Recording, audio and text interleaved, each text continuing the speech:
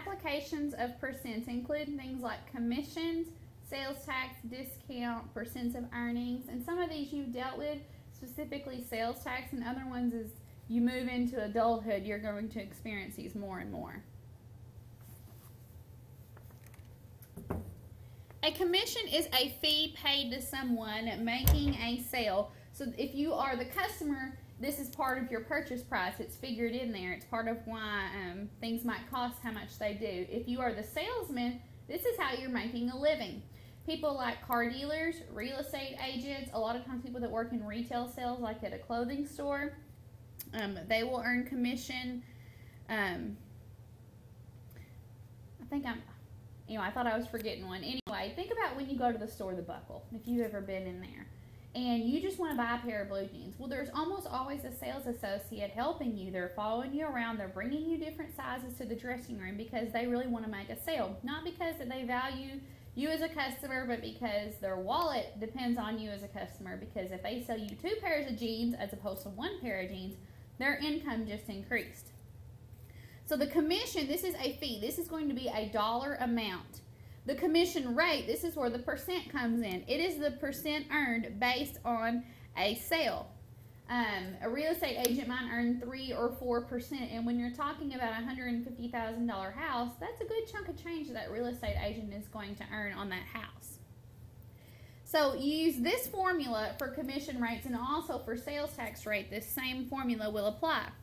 The commission rate, which is going to be the percent as a decimal. Anytime you're using a percent in an equation, it's going to be as a decimal, times the amount of sales, this is a dollar amount, is going to equal the commission, the amount that's being paid to the salesperson.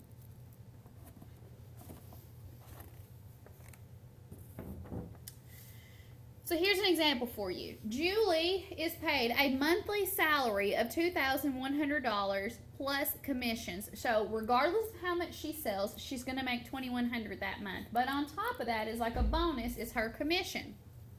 Last month she sold 1 car for $39,500, earning a 4% commission on the sale. How much was her commission? And then what was her total pay? So first we need to find her commission. What was the dollar amount she earned? So you take the commission rate, 4%, turn it into a decimal, 0.04, times her amount of sales. She sold a car for $39,500, and that's going to equal her amount of commission. So when you multiply 0.04 times $39,500, you get $1,580. Now to find her total pay, you're going to take her salary, which they've already said was $2,100, plus how much she made on commission. We found that right here. And you get her total pay, which is $3,680.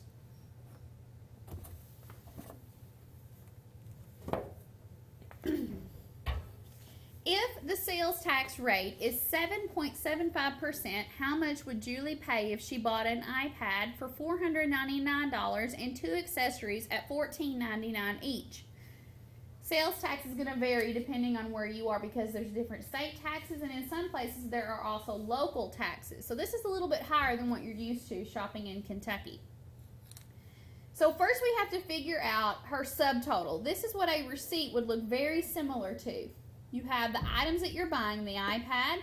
The 2 accessories are $29.98. I got that because we multiply $14.99 times 2.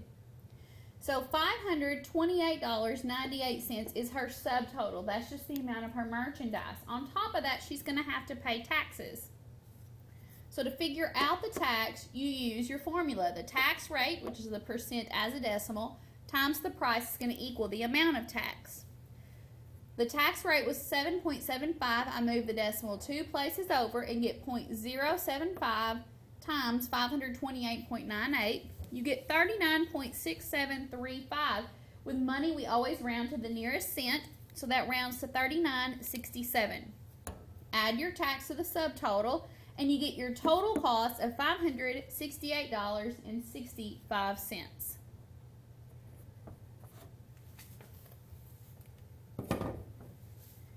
Here's how to find percent of earnings using proportions. George, he earns $36,000 a year. Of that, he pays $12,240 for rent. what percent of his earnings goes to rent? So we're going to start with a proportion because we're using a proportion. He's paying $12,240 for rent. So that's representing rent. And he's paying that out of $36,000 of earnings. So to turn this ratio into a percent, I'm going to choose to turn it to a decimal first. So you divide the top, 12,240, by the bottom, 36,000, and you get 0.34. And then when you turn that to a percentage, it's 34%. So that makes sense because 12,240 is a little bit more than a third of 36,000, and 33.3% would have been a third.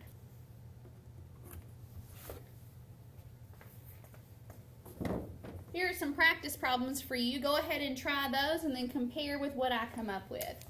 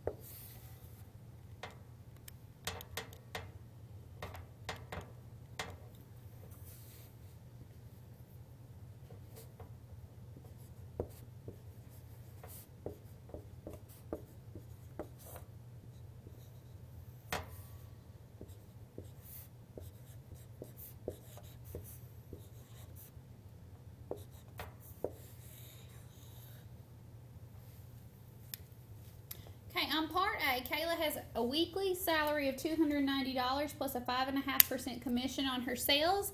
How much would she earn if she sold $5,700 worth of merchandise? 5.5% as a decimal is 0.055.